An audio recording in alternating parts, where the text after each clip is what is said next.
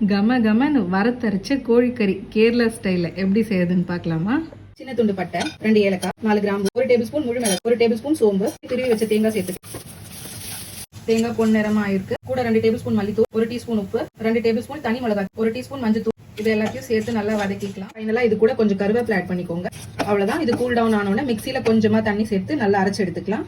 கடுகு, நறுக்கின வெங்காயம், ஒரு பெரிய டேபிள் ஸ்பூன் இஞ்சி பூண்டு பேஸ்டையும் சேர்த்து வதக்கிக்கலாம். தக்காளி ஆட் பண்ணிக்கலாம்.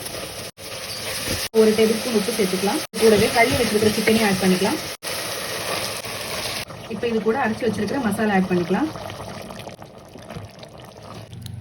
மூடி போட்டு இன்னொரு 10 நிமிஷத்துக்கு குக் பண்ணிக்கலாம்.